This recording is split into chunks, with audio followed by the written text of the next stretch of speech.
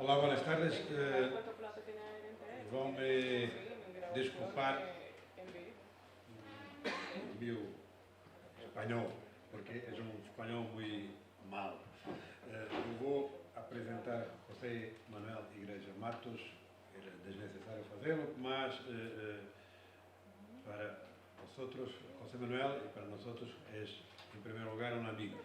Mas não é como o amigo que eu vou apresentar. É vicepresidente da União Internacional de Magistrados, um cargo que desempenha há muitos anos. É juez en Corte de Apelo de Oporto, juiz desembargador. É uma pessoa que conhece muito bem o direito iberoamericano e, sobretudo, é um homem que conhece extraordinariamente bem todo o que se passa entre os jueces, as distintas estruturas. José Manuel vai falar de ser juez hoje e vai apresentar 12 características. Não sei quanto tempo ele vai levar, mas quanto tempo mais ele levar, menos tempo eu hablo na minha sala. E por isso, José Manuel, tienes la voz. Bueno, buenas tardes a todos que están, los resistentes, los heroicos que quedan acá. Muchas gracias por permanecer acá. Yo debo decir que después de escuchar al profesor y a mi amigo Guillermo y a eso de que hablaran, yo me acordé de una historia que es muy antigua y que tiene mucho que ver con lo que voy a decir yo, especialmente en comparación con lo que ha dicho los dos que me antecedieron.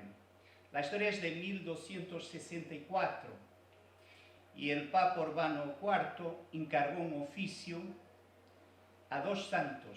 No eran a la época, pero han sido ahora. Un es desconocido, se llama Buenaventura, y el otro es una persona de referencia aún hoy, que es San Tomás de Aquino, que todos conocen.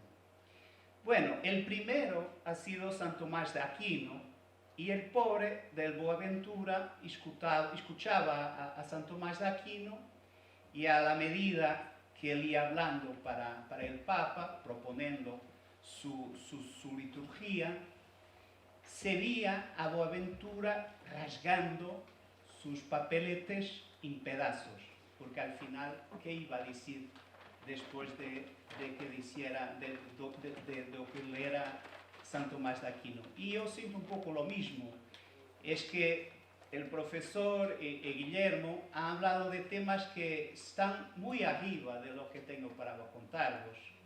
El tema que vos traigo es muy sencillo, habla de mi experiencia como presidente de la Asociación Europea de Jueces, de lo mucho que he visto en los 2 años que estoy en ese mandato. No es un tema de teoría del derecho, no es un tema de filosofía del derecho tampoco, es apenas unas consideraciones muy sencillas, prácticas de la vida de un juez atormentado con los tiempos que vivimos. Y por eso lo que yo debía hacer mismo era rasgar mis papeles y no decir nada, porque después de escuchar a vosotros, bueno, no me quedaría mucho. Pero Juan Antonio no está acá, pero Amos sigue, entonces no puedo hacer eso, no me está permitido, y tengo mismo que deciros algo. Bueno, mirando atrás, se dice abogar y juzgar en el siglo XXI. Y eso, hace 15 días he estado en una conferencia y el tema era el juez del siglo XXI, jugar en el siglo XXI, y eso me impresiona, porque el siglo XXI tiene 19 años ya va casi con 20% del siglo, pero la cuestión surge y continúa y todos se preguntan por qué, cómo va a ser, y el juez y el abogado, y ahora en nuestro siglo. Yo creo porque estamos en un momento de mudanza, un momento de perplexidad, un momento de ruptura quizás, y no se sabe mucho lo que va a ocurrir. Y por eso, para ese tema, y porque insisten en el tema, seguimos en el siglo XX. seguimos en el año 2000, mejor. Porque, ¿qué vamos a hacer? El tema del tiempo, siempre es relativo, lo hacemos nosotros, pero es un tema filosófico fundamental. San Agustín decía que es el tiempo. Si no me lo pregunto, lo sé. Si me lo pregunto, lo ignoro. Y eso es un poco, al final, el tema de mi charla. Hablarnos un poco de una perplexidad, de un momento de ruptura, y ser un poco prescriptivo, no asertivo, para continuar con los conceptos. Yo voy a ser prescriptivo.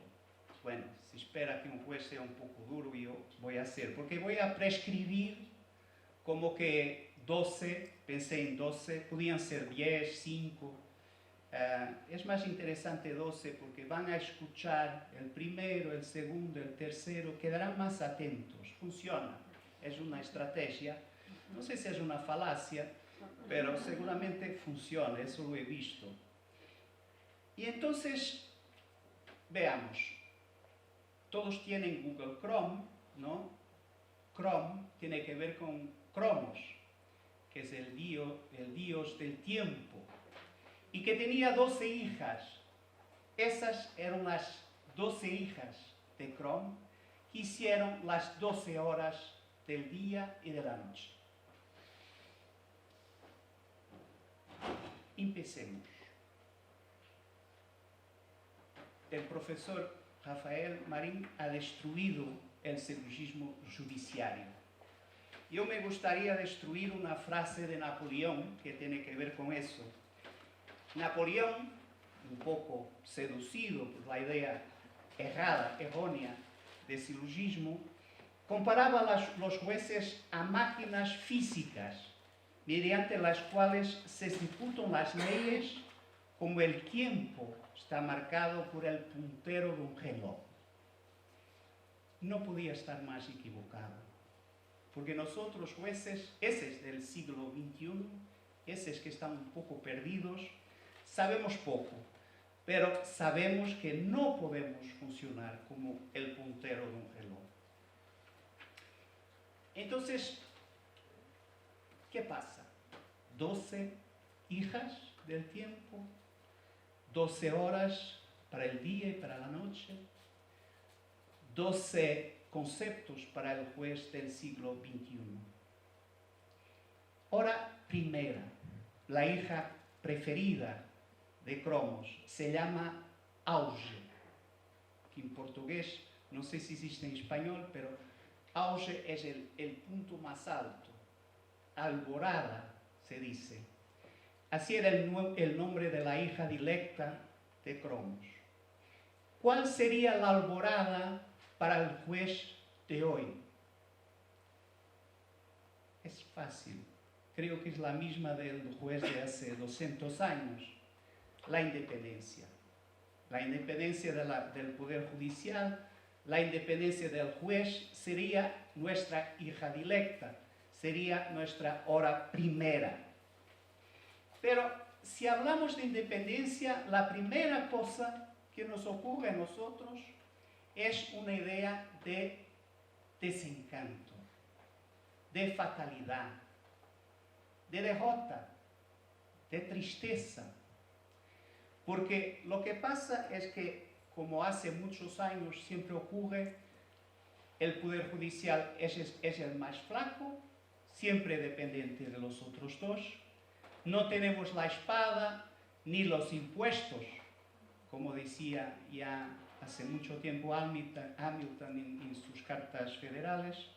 Entonces somos siempre un poco derrotados, sentimos siempre corriendo un poco contra el prejuicio, por detrás.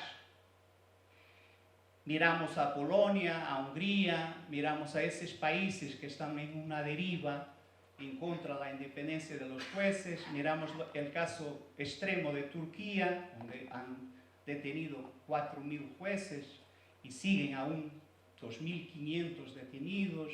Miramos a la desgracia que es Europa hoy, ustedes quizás no sepan eso, pero la realidad es que la independencia del Poder Judicial ha recuado mucho en los últimos 5 años.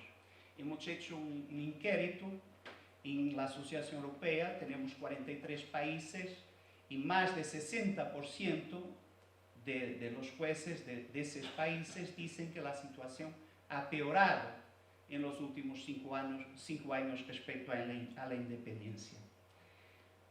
Una fatalidad. En mi país tenemos el fado y siempre que hablamos de independencia parece un fado.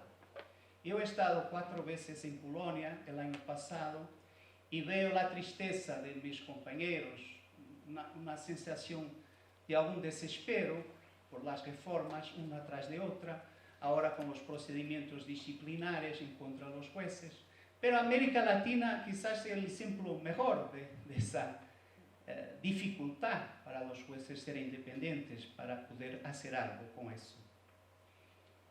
Fernando Pessoa, ustedes conocen seguro, ¿no? El poeta portugués. No soy nada, nunca seré nada, no puedo querer ser nada. Aparte de eso, tengo en mí todos los sueños del mundo.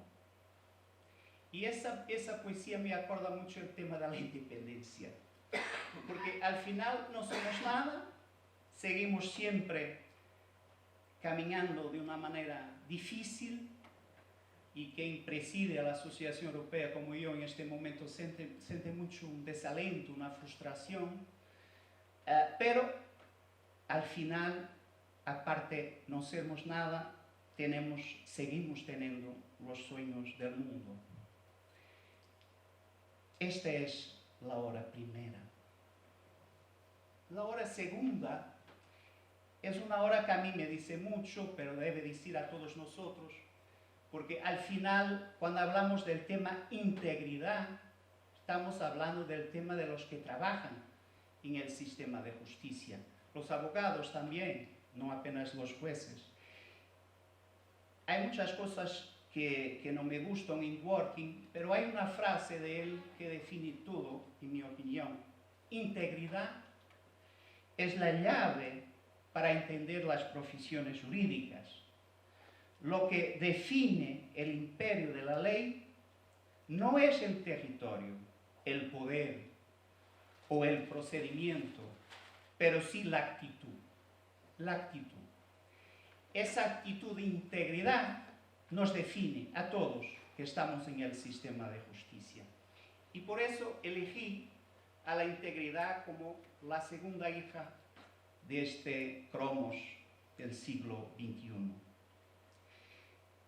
La hora tercera sería el compromiso con los ciudadanos. Un poco la idea de democracia. Montesquieu, siempre hay que citar a Montesquieu, pero Montesquieu decía que el amor de la democracia es la igualdad. La idea de igualdad es una idea muy fuerte para la idea de democracia. Entonces, esta idea de compromiso, de atención al otro, que al final permitió la evolución de nuestra especie humana, como explican las neurociencias, sería la hora tercera. La cuarta, un otro compromiso, un compromiso ético.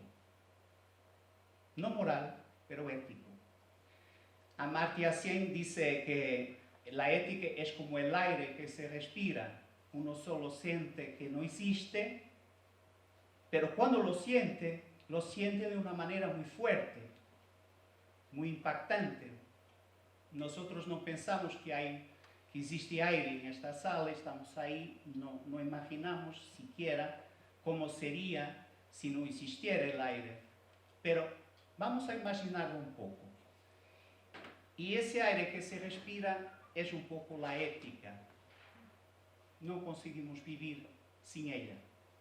Particularmente esos que están en las profesiones jurídicas. Adela Cortina decía y dice que el bien interno de una profesión será el más importante y eso que te aparta de la corrupción. el bien interno de los jueces, de esos que trabajan en el sistema de justicia. No es un bien material, es un bien además más espiritual, que es la idea de servir una idea en sí misma de justicia. Por ahí se ve cómo es importante tener esta hora cuarta en nuestra actividad diaria. Son las 5 de la tarde. Eran las 5 en punto de la tarde. Un niño trajo la blanca sabana a las 5 de la tarde. Una espuerta de cal ya prevenida a las 5 de la tarde. Lo demás era muerte, y solo muerte a las 5 de la tarde. Actos se llamaba. Esa hora, que es la hora negra, no era el hijo preferido de Cromwell, seguramente. Es la hora más difícil, la hora negra, la hora de la muerte. Y yo, para esta hora negra, escogí los retrasos de los tribunales. Esta incapacidad de hacer justicia en tiempo útil. Si preguntamos a un ciudadano en América Latina, en Europa, donde sea, ¿cuál es el problema principal de la justicia? Casi todos contestan con ese tema. Es que tarda demasiado, es que no viene. En Italia se dice, los abogados dicen a sus clientes, voy a poner esta causa, pero no para usted, pero para sus hijos, porque va a tardar una generación a ser decidida. Los retrasos de los tribunales. Martín está por ahí. Sí, está ahí, Martín. Él me enseñó que cuando Hamlet contemplaba la idea de suicidio, tenía 7 razones, creo, para se suicidar, y una de ellas era la lentitud de los tribunales. Hamlet con Shakespeare. Increíble, ¿no? Cuando se habla de Polonia y se explica por qué están persiguiendo a los jueces de esta manera, en Turquía lo mismo, el gobierno siempre tiene una razón para justificar las malfechorías que hace. Y siempre dice lo mismo, es que los tribunales están muy retrasados, es que no funcionan, es que uno no tiene una respuesta eficaz en tiempo útil. Este es el argumento más poderoso que utilizan esos que no quieren la independencia del poder judicial. Y esta es nuestra hora más negra. Yo acredito mucho en la gestión de los tribunales. No podemos continuar a gestionar un tribunal como se hacía hace 50 años, hace 30 años. Hay que pensar las cosas de una manera distinta y hay que buscar lo que tiene de positivo, las ideas de gestión que están ahí. Hemos escrito, yo y mi amigo José Moraes, un libro que se llama Manual de la Gestión de los Tribunales, y eso es una preocupación de nosotros y de otros compañeros, de manera que la hora quinta sea un poco menos negra y que la hora sexta, que la hora de la dimensión gestionaria de los tribunales, el court management, para decir la frase típica inglesa, sea también uno de los temas principales para nosotros. La hora séptima sería la comunicación, salir de la Torre de Marfil, ir en busca de las personas.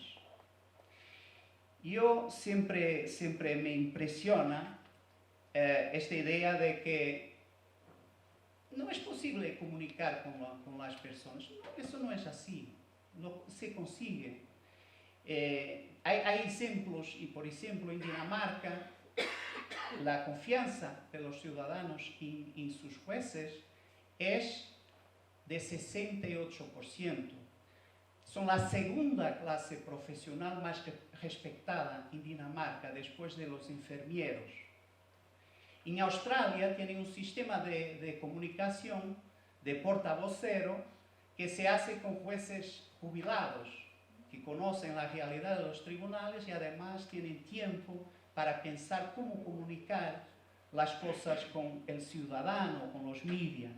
Hay que intentarlo, hay que seguir intentarlo y no cerrarnos de víctimas, hacernos de víctimas y perder esa idea de comunicación. Meritocracia es una palabra decisiva para nosotros, para las carreras judiciales, para la confianza de los ciudadanos. La meritocracia. Si un sistema judicial no está basado en el mérito, nombramiento de jueces, cómo se hace la composición de los tribunales superiores, cómo se hace la composición del consejo, no es un sistema que sea fiable, no es un sistema en que nos podamos creer o confiar o tener como nuestro. La idea de mérito está muy cerca de la idea de legalidad, de eunomía, para usar la palabra griega, y es un poco la idea de que si no hay mérito, si no hay un rigor, una objetividad en la carrera judicial, entonces lo que queda es que ganan los fuertes, ganan los poderosos, ganan unos y pierden los otros. Entre fuertes y débiles, entre ricos y pobres, entre señor y siervo, es la libertad que oprime y la ley que libera. Eso decía Lacordaire hace más de 200 años. O sea, para la meritocracia es importante la ley, es importante un procedimiento objetivo, transparente, que todos conozcan, porque si no, si vamos por la libertad, por la discrecionalidad de las escojas, vamos a terminar protegiendo unos, los más fuertes, y yendo en contra de los más débiles. Eso decía en 1848 Lacordaire y sigue igual. Mirando a América Latina, sé que hay muchos problemas en nombramiento para tribunales superiores. ¿Cómo ser camarista en Argentina? Hablábamos hace poco con una amiga que está aquí, con Daniela. ¿Es el mérito?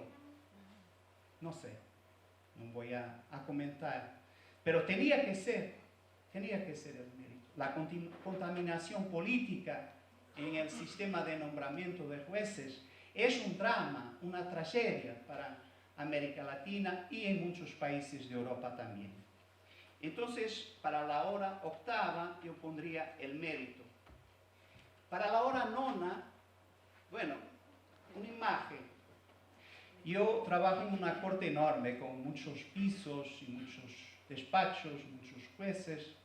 Ustedes probablemente abogados, jueces, saben bien lo que es entrar en un tribunal. Y siempre hay personas que están ahí, en las escaleras, en los pasillos, perdidas, con un papel en la mano, un poco perdidas, mirando al aire. ¿Dónde es el piso 2? Que tengo un juicio, que soy testigo, que tengo algo ahí, me convocaron, no sé por qué, no tengo idea, está escrito, pero no entiendo lo que está escrito, no sé qué hago aquí, pero es el tribunal, hay que venir, si no se va a pagar algo. Esas personas que están perdidas en los pasillos, en las escaleras, esas son las personas que nosotros tenemos que servir.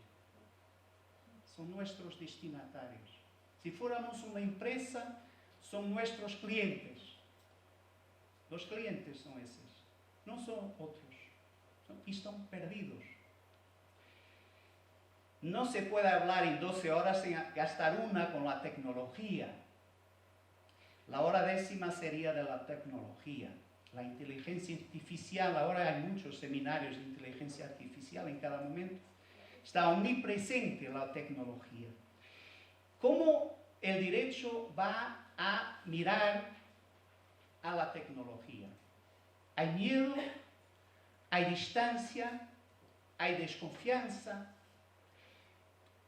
Bueno, es importante percibir una cosa. El derecho no es inmortal, como Sócrates tampoco era inmortal. El derecho ha sobrevivido porque tiene siempre un bastón. Dios, al inicio, después una idea de del príncipe con Maquiavel, la idea de la Revolución Francesa, ¿no? La idea del ciudadano, un poco eso, y ahora los derechos humanos. Si hay algo que es nuestro bastón para los que trabajan en el derecho, son los derechos humanos, de primera, segunda, tercera generación. Los derechos humanos son nuestra arma para enfrentar la tecnología. Porque la tecnología es aséptica, es neutra, y eso no es bueno. Hay muchos ejemplos ahora del coche sin conductor. Si vas en un coche sin conductor, ¿cómo debe hacer si está una persona ahí, atravesando la calle? Se debe desviar, pero si te desvías va a morir el pasajero que está al lado del conductor. ¿Cómo va a decidir la máquina? Y los ingenieros nos preguntan a nosotros, a esos de las ciencias humanísticas que tienen ese conocimiento que ellos no tienen. Y es un poco por ahí. El derecho tiene que estar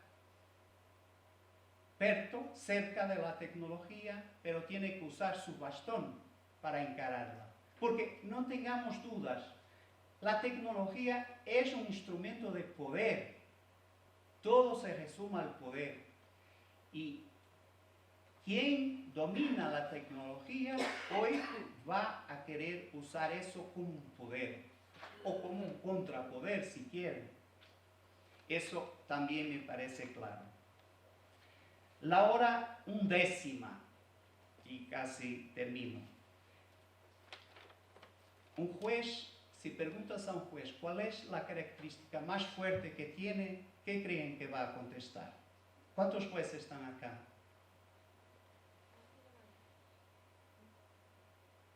No muchos, creía que estaban más.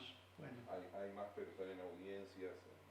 Paseando, visitando los tribunales. Sí, bueno, muy bien. Bueno, yo puedo contestar por mí. El sentimiento más fuerte de un juez es la soledad. Decidimos solos, con la ley, con nuestra conciencia. Tenemos una idea muy fuerte de soledad. Estamos muy solos en nuestro proceso decisorio o algo así.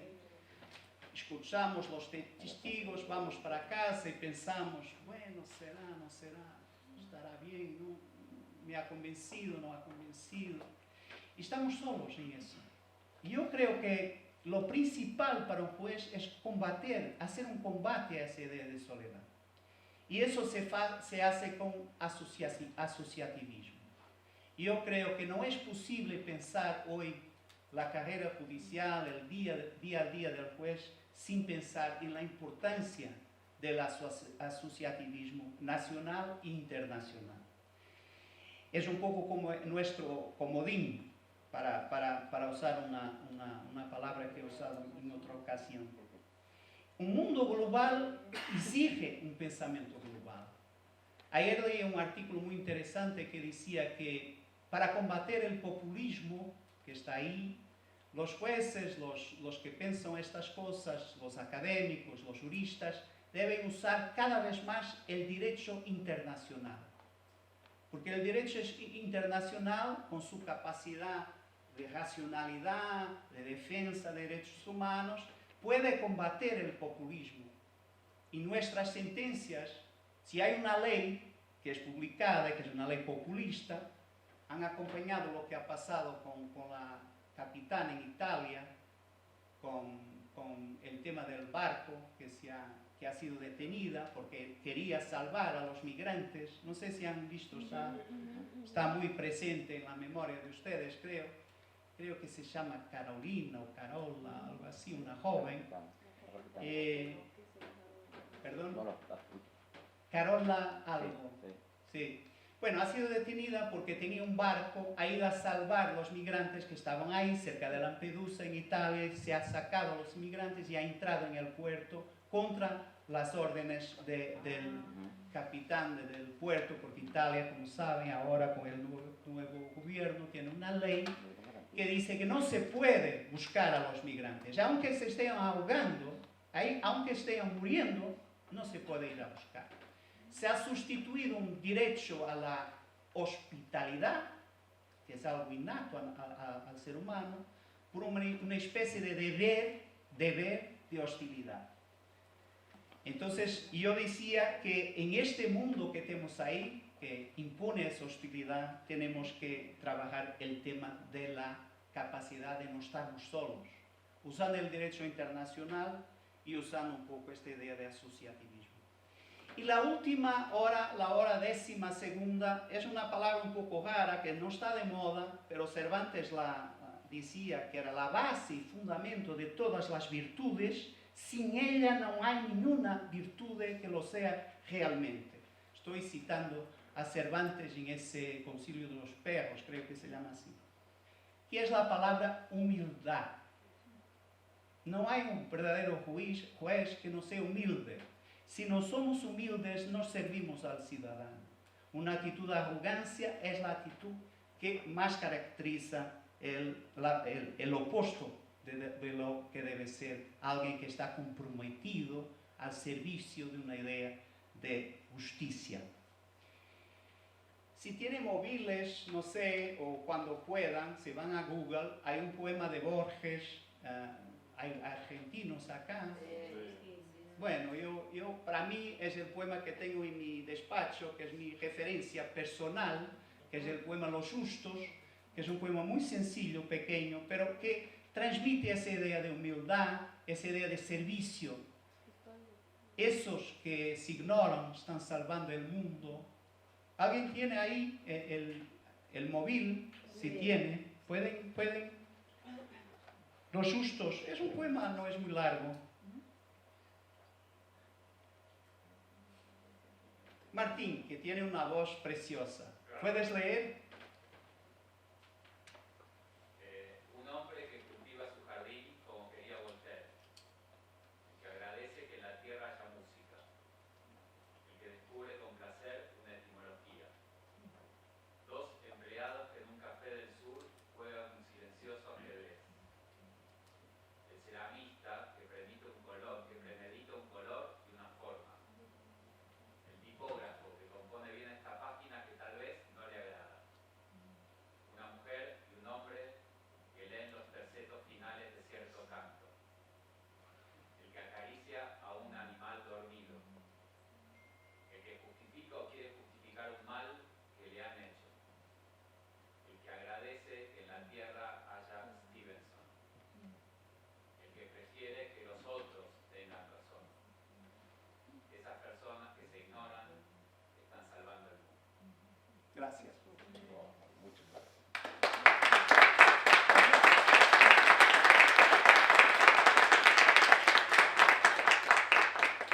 Bueno, y ahora me toca a presentar a mi amigo José Moraes, que va a hablar a seguir, y que, bueno, es muy difícil para mí presentar a él, porque yo tengo, en primer lugar, tengo la amistad de muchos años, y en segundo lugar, y eso lo torna aún más difícil, una admiración intelectual y personal que es enorme.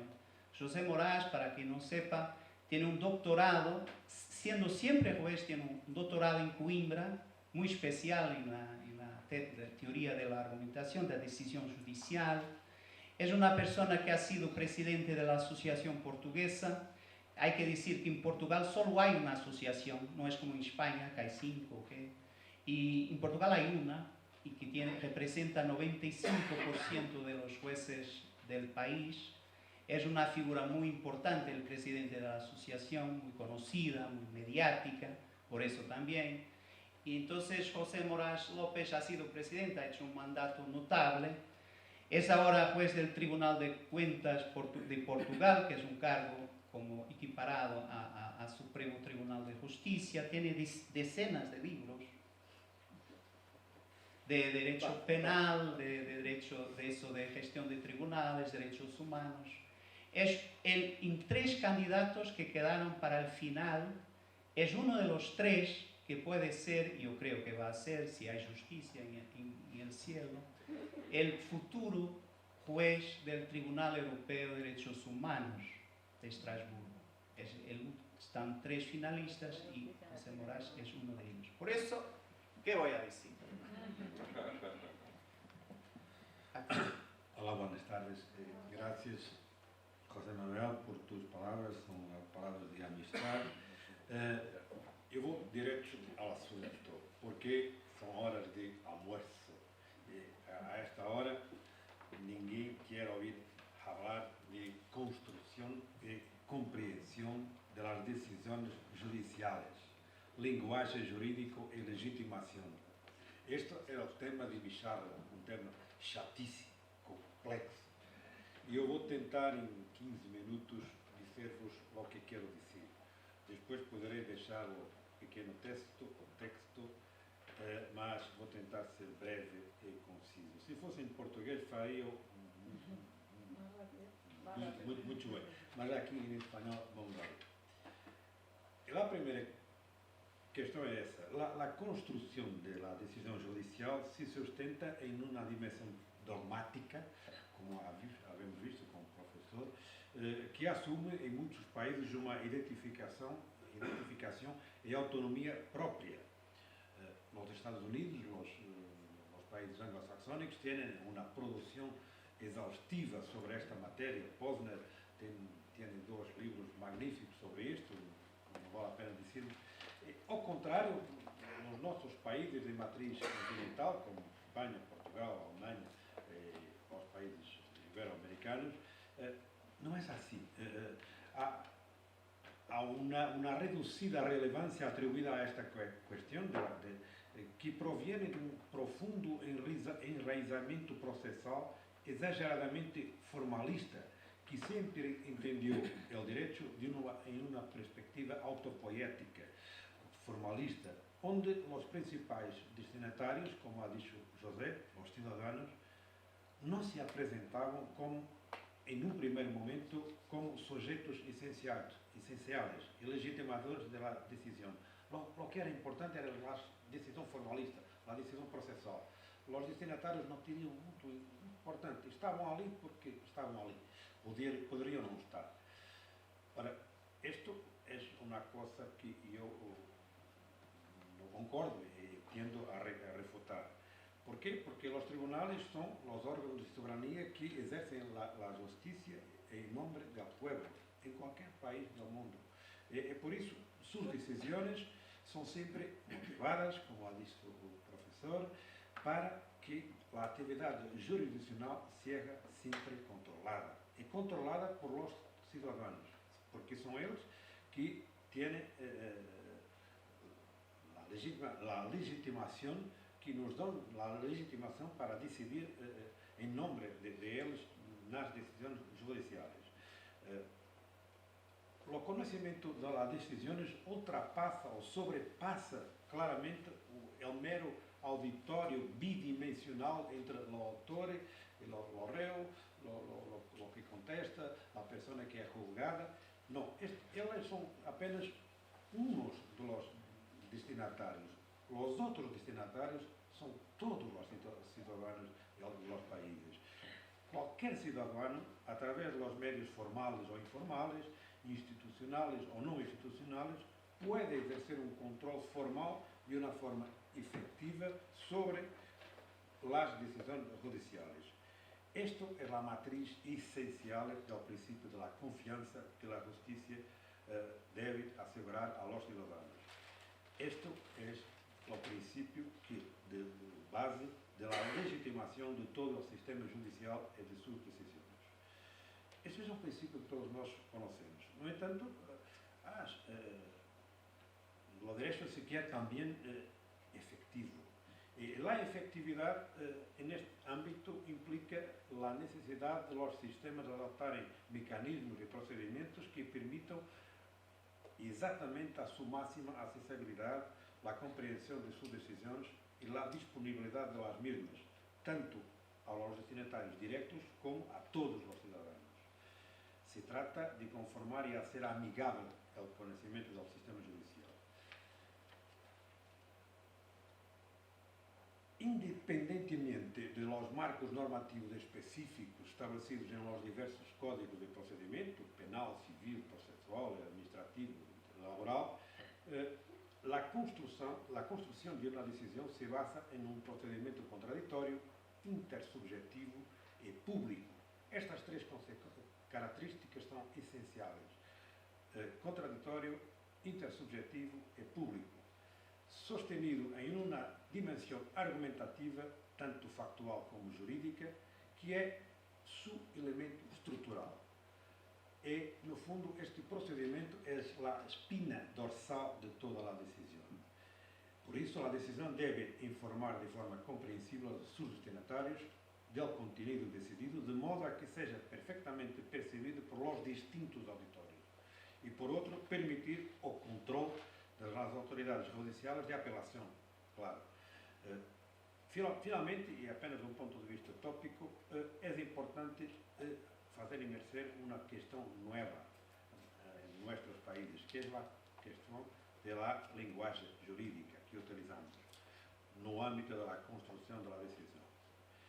Curiosamente, este esquema da linguagem é hoje, na Europa, importante e mesmo no Tribunal Europeu de Direitos Humanos, que ha falado José, vem referindo claramente em suas decisões, nomeadamente uma decisão recente de Lermite contra a Bélgica, que para que os requisitos do processo equitável sejam respeitáveis, o público e, sobretudo, o acusado devem ser capazes de entender o veredicto. Isto ha dicho o Tribunal, a propósito do artigo 6º, o direito ao processo equitativo. Ora, isto é assim, teoricamente. Mas o problema é que o discurso jurídico, que obedece a cânones e terminologias próprias, deve evitar términos e expressões que sejam difíceis de compreender, devem ser clarificados, mas tudo isto é assim teoricamente, mas na prática as coisas não são assim, como todos nós sabemos. Muitas vezes as decisões são difíceis de compreender, não têm qualquer, por vezes, sentido, a letra que utilizamos é grande ou é pequena, em conformidade com a nossa capacidade de ver, a nossa miopia de juízes. Um juiz que tem pouca miopia escreve a pitch 12, um juiz que tenha muita miopia escreve em pitch 24, a letra Times New Roman. E o cidadão não consegue perceber por que é isto. Teremos que encarar estes problemas de um ponto de vista claro. Claro é mudar as coisas. Mudar as coisas. E aqui fazer o quê? Princípios. Não me gusta de dar receitas, de resolver os problemas concretos. Isso temos que todos nós temos soluções para os nossos problemas. Os juízes têm que decidir, sejam as coisas fáceis, sejam as coisas difíceis. E por vezes temos que ter princípios para podermos decidir bem.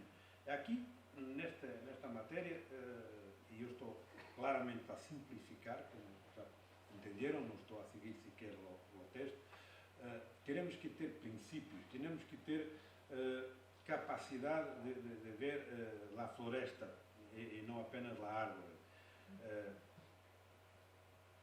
Porque muitas vezes as formalidades que utilizamos escondem a ausência da substância do que se decide.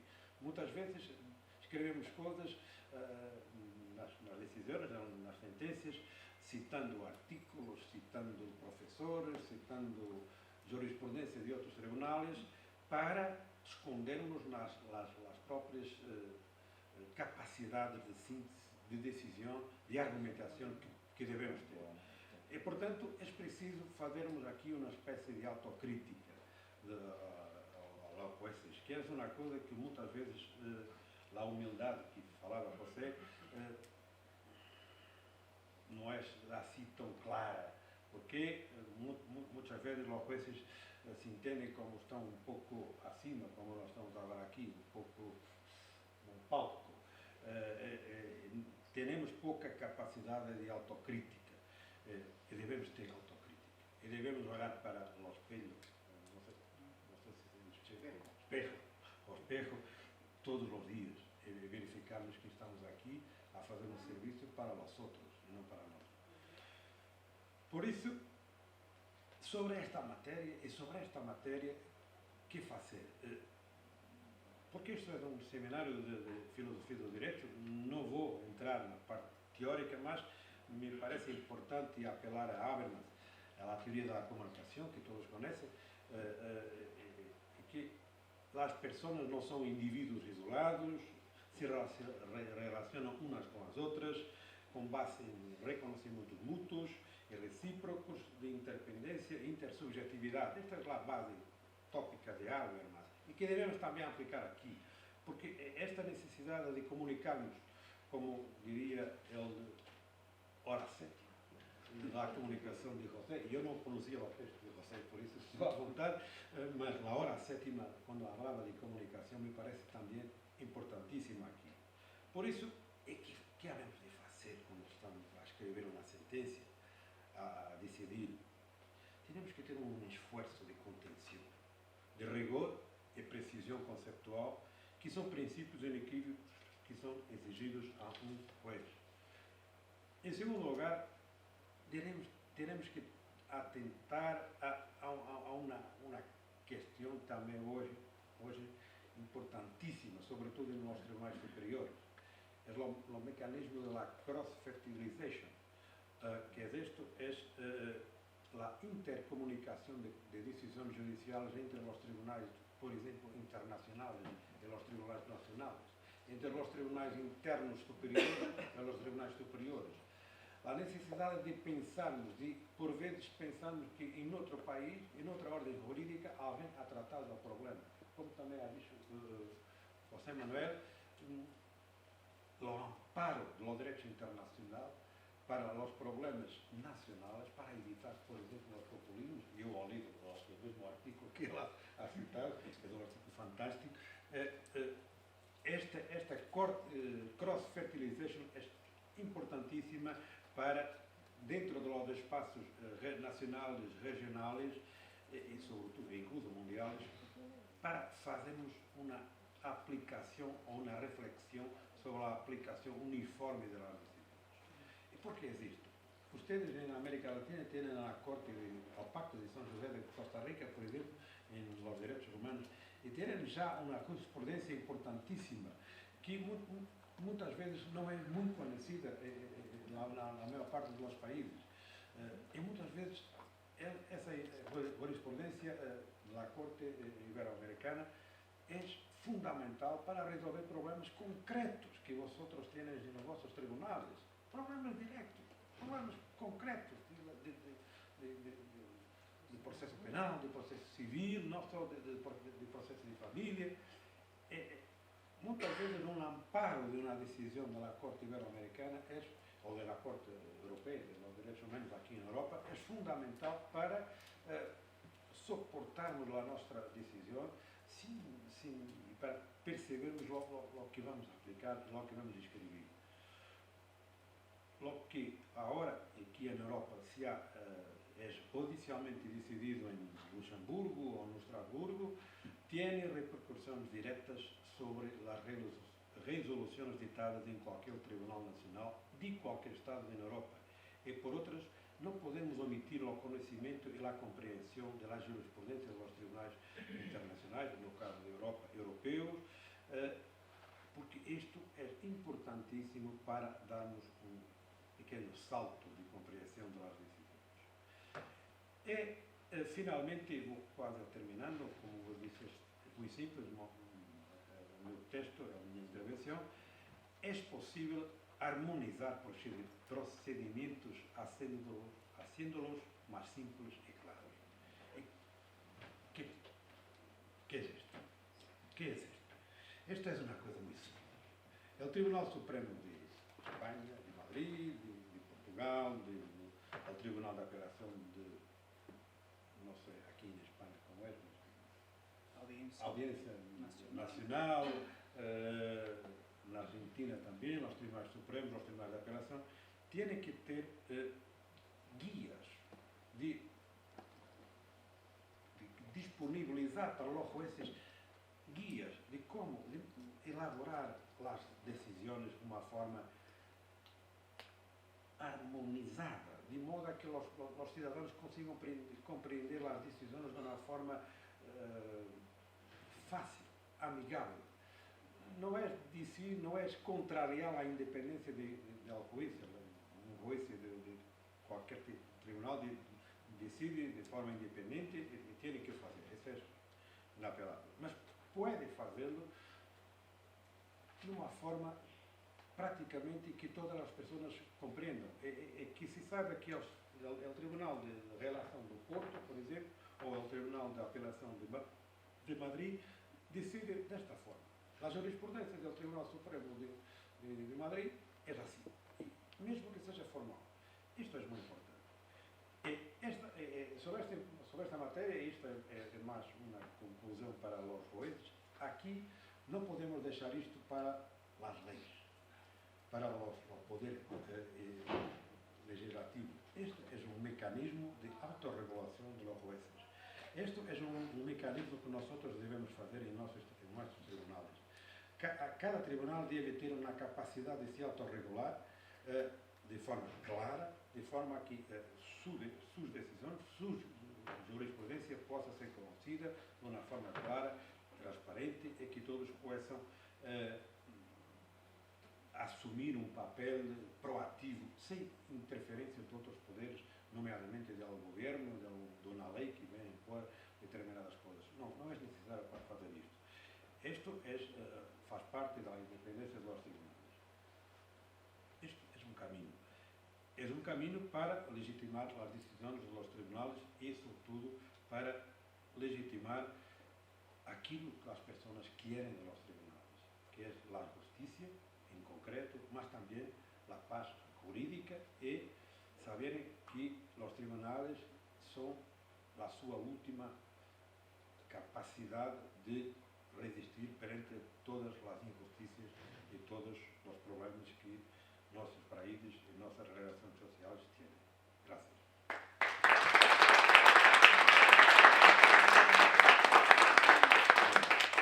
Agradecemos a ambos y vamos a comenzar una sesión breve de preguntas. Sí. Sí, buenas tardes, muchas gracias por sus reflexiones. A cualquiera de los dos, una reflexión con relación a la independencia de los jueces, pero siempre la enfocamos respecto de las injerencias del poder político. A mí me interesaría alguna reflexión de ustedes respecto de otras injerencias que van quizás más subterráneas aún con relación al poder directamente hacia el poder judicial respecto del poder cultural, del poder económico, del poder de medios masivos de comunicación y de grupos económicos poderosos. Si ustedes esto en Europa lo ven como quizás lo vemos un poco más claro en Sudamérica al menos. ¿Quién de los dos? Podemos trabalhar os dois rapidamente, porque é um pouco fora, mas se pode dizer que esse é o problema. A independência é uma independência de todos perante todas as situações, a econômica, a social, a cultural, os juízes devem ter uma independência total. Nós hoje temos mais do que a independência, por vezes, política, a dependência econômica e dos grupos econômicos, e dos grupos de pressão, e dos grupos dos médios. Os médios hoje são fortíssimos para condicionar a intervenção dos tribunais. E nós temos que ter a capacidade, muitas vezes, de dizer não. E a capacidade de dizer não é exatamente a segurança da independência. É a capacidade de dizer não para todas as formas de intervenção no poder judicial, social, cultural, médio, econômico. Podemos falar sobre isso ao almuerzo, mas me parece que Bien. esa capacidad. A una aclaración, Eunicis, vos, asociado con la independencia Es que judicial, quería, exacto, para ser muy más- breve, por para favor. ser más- Vos también, Gabriel, y para ser asociado más con la breve. independencia judicial, así unimos todo el tema. Exacto, para ser más breve. Breve. Y específicamente José Manuel, que Sí. fue que habló de la independencia y de la injerencia del Poder Ejecutivo. Mi pregunta es la siguiente. ¿No cree usted que parte de que la independencia del Poder Judicial sea tan vulnerable, seamos nosotros los jueces el problema? Primero, por indiferencia, por miedo, por conveniencia, por capacidad o por otras razones. Bien, no respondo, José Manuel, ya que se sale para responder una tercera acotación y después hacen los dos las respuestas que ustedes crean. Mi acotación tiene que ver también con la independencia, pero a mí me parece que hay veces que determinadas, o sea, que la independencia del Poder Judicial puede ser atacada externamente y a veces la independencia del Poder Judicial puede ser afectada internamente. No tanto por ahí a lo que refería recién la doctora, sino a determinadas actividades que los jueces hacen además de la judicatura. Ejemplo, en el Colegio de Abogados de San Isidro, al cual pertenezco, muchos jueces no solamente participan, sino que también presiden institutos de las distintas ramas de los derechos. Y la otra actividad es la doctrinaria, en donde los jueces no solamente escriben libros, en donde de alguna manera están haciendo públicas sus opiniones, sino que también dan cátedras. Entonces, si esas actitudes que ya no provienen externas, sino que son internas del Poder Judicial o de los miembros del Poder Judicial, no pueden afectar también la independencia. Bien, es un enviado de Martín Bomer, envía para que hable en nombre de Martín. ¿Lo dije bien? ¿Es sobre la independencia judicial? Bueno, entonces cerramos el capítulo Independencia Judicial. Sí. Bueno, primero, José Manuel me parece interesante porque su presentación sobre el tema de la meritocracia, que es un tema también, creo que es sumamente necesario para el tema de independencia judicial, porque una de las cuestiones que discutíamos ayer justamente con el juez boliviano era la forma, en este caso los sistemas de nombramiento de jueces y jueces, ¿no? Yo creo que es importantísimo y fundamental, obviamente, el tema de aislar, digamos, un poco de los políticos, de los partidos políticos de la organización. Sin embargo, eso, digamos, podría decirse que se aplica sobre todo, por ejemplo, en la mayoría de casos quizás en los jueces de instancias, pero no tanto en los jueces, por ejemplo, o altas autoridades, cortes supremas, cortes constitucionales. ¿Qué opinas tú de la posibilidad de que, obviamente, salga un poco de la esfera competencial del legislativo o de otros y que se designen, no sé, formas nuevas, por ejemplo, con otros órganos que puedan nombrar a los jueces en este caso? Nombramiento y selección de jueces de tribunales superiores. Sí. Bien, damos por la parte de independencia a los dos la palabra para que hagan respuestas integrales sobre todo lo que sea. Bueno, yo he sido durante 4 años más o menos, he estado más ubicado con el grupo iberoamericano de UIM, de la Unión Internacional de Magistrados, y después me pasé para Europa por cuestiones que al caso no interesan. Y yo lo que digo muchas veces cuando estoy en Europa hablando con compañeros es que tenemos mucho para aprender con el ejemplo de América Latina, porque el fenómeno que está apareciendo en Europa hoy es muy similar a lo que ha aparecido hace años y sigue en muchos países de América Latina. Y por ahí voy: independencia interna, nombramiento de presidentes de cortes, nombramiento de jueces para Corte Suprema o Corte Constitucional. Eso en Polonia ahora es decidido de una manera totalmente distinta porque es de cariz político. Los 25 miembros del Consejo en Polonia, ahora 23 son nombrados por el poder político. Han cambiado 146 presidentes de corte. Y eso es un fenómeno que es muy común en América Latina y que nosotros estamos experimentando ahora. El tema del poder económico, que también es un tema que se habla poco, pero creo que se debía hablar más, porque también está condicionando mucho la manera como se maneja el poder judicial en Europa. Y hay hoy una capacidad, un poder, que es un poder que está muy diseminado por las redes sociales, por eso de las fake news de que hablábamos, que está contaminando el poder judicial y de alguna manera nos está conduciendo a un procedimiento que es un poco en línea con una idea de popularidad, una idea de que la mejor decisión es la más popular.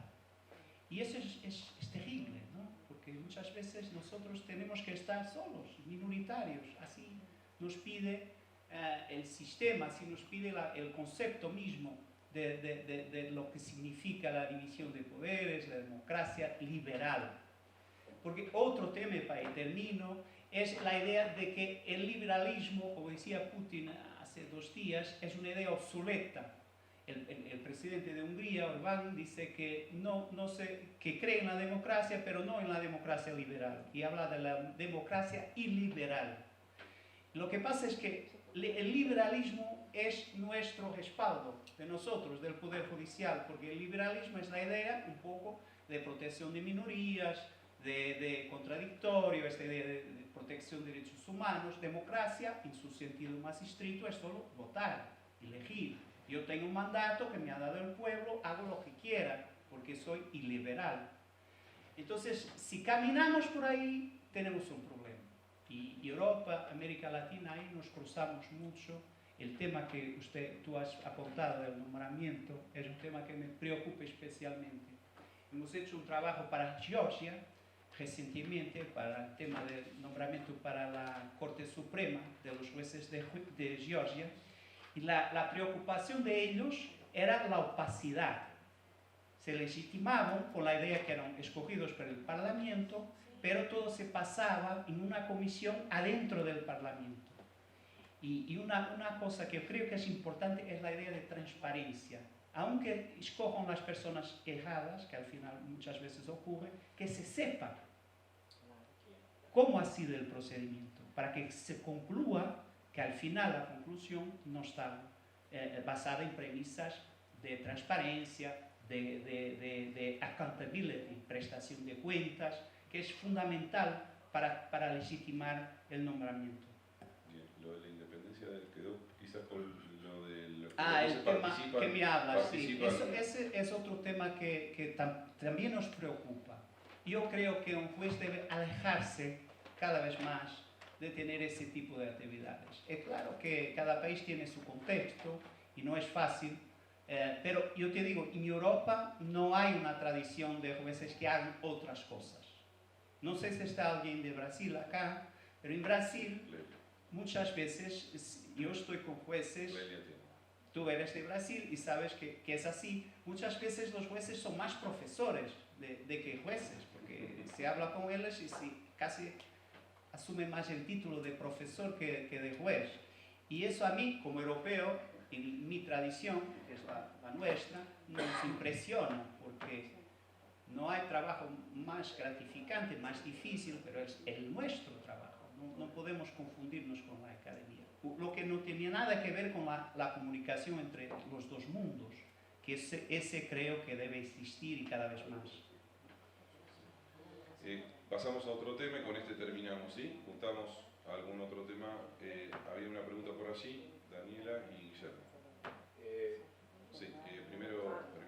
Yo quería, bueno, más allá de que me encantó su comparación de Cronos, lástima que se comió a los hijos. Ese es el único inconveniente que tenemos. En el mito se los come a los hijos, pero bueno. Ahora, en relación justamente a las tardanzas judiciales, yo quiero preguntarle si usted cree, desde lo personal, por la experiencia que usted tiene, que son más convenientes para evitar estas tardanzas que terminan siendo directamente injusticia, tribunales colegiados o unipersonales. Bien, pregunta concreta. Gracias por la brevedad. Daniela, aunque no tenga que ver con la relación. Guillermo primero. Yo me estaba acordando de otra cosa. Las personas más adultas primero. Es Cronos. Soy Cronos, es Cronos. La pregunta es para los dos, si bien parto de la idea de José, que habla de las 12 horas. Me acordaba una novela que se llama La Hora 25, que me parece que se llama de Nikos Kazantzakis, ¿es? 22 horas. Bien, La Hora 25. La idea de que el día o el mediodía en este caso puede extenderse, bueno, tenía todo un trasfondo filosófico, que yo me encontré 15 horas ya. Porque tengo algunas otras cuestiones que por ahí a alguno del fondo le interesa la formación constante del docente, del juez, la formación constante. Sí, contrató todo Gómez. Todo lo contrató Gómez. Que está atrás. El problema que nosotros en América, Iberoamérica, lo sentimos mucho, el problema edilicio para darle dignidad al juez, es otro de los problemas. El problema del juez como pedagogo, que es algo lo que nos decía. El problema del juez como pedagogo, que transmitir algo más, no solo resolver el caso, sino con la resolución del caso, en Argentina decimos bajar una línea de interpretación para que en el futuro la sociedad vea la regla que debe ser seguida y que va a ser aceptada por tribunales. Son elementos que iba a agregar. Bien. Daniela. Bueno, lo mío en realidad no es una pregunta, es un agradecimiento especialísimo.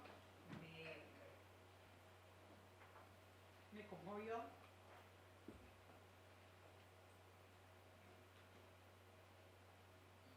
Me parece que dijo todo, Daniela. Perdón, creo que resumió en esas 12 horas los que amamos esta profesión, que es realmente una vocación de servicio. Me sentí totalmente identificada y agradecida, y ojalá esto se divulgara y que los jueces bajemos a la tierra y realmente podamos efectivamente dar este servicio de justicia. Además, bueno, gracias también porque tengo una segunda nacionalidad que es polaca y no sabía de esto, voy a investigar. Y al doctor tuve la gran oportunidad de estar en las Cortes Internacionales en un curso que se hizo en la Universidad Tor Vergata de Roma, y pudimos acceder a conocer las Cortes de Estrasburgo y Luxemburgo. Realmente entiendo el honor que significará para usted, que seguramente, o ojalá lo sea. Muchas gracias, Daniela. Reflexiones breves de los dos. Agradecemos la participación del público. Uno cuando habla, yo tengo una cosa, yo cuando hablo en cosas en que acredito, si no, no hablo. Y cuando tengo una respuesta como la tuya de ilusión y de que estamos juntos, eso es lo mejor que me puede ocurrir. Y ahora me emociono yo y eso no es interesante.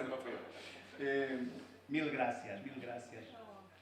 La pregunta concreta de los tribunales, ¿querés repetir la pregunta concreta? Quiero saber qué cree que funciona mejor. Sí. Yo personalmente, en términos de calidad de decisión, prefiero el colegiado. Porque para mí, como juez hace 30 años, siempre me ha parecido los casos principales que 3 decidiendo no tienen nada que ver con uno. Incluso la cuestión de género, todo, por todo. Sería siempre por el colegiado. ¿Alguna reflexión sobre lo de Guillermo? Él ha dicho todo, ha añadido 3 horas más, es que no tengo más cosas. Es una conferencia más larga la próxima vez. Exacto. Bueno, les agradecemos la presencia. Obrigado os dois. Y nosotros vamos a continuar. Seguramente ustedes nos van a interpelar en el camino hacia la cafetería del campus universitario, que no es la misma que estuvimos ayer, es al final de esta calle. Vamos a ir todos juntos, así que no nos perdamos, podemos ir de la mano. Vamos a hacer un picoteo, digamos allí, breve, y luego retornamos, sí, puntualmente, les pido por favor, a las 17 horas para hacer la sesión de la tarde. Un fuerte aplauso para los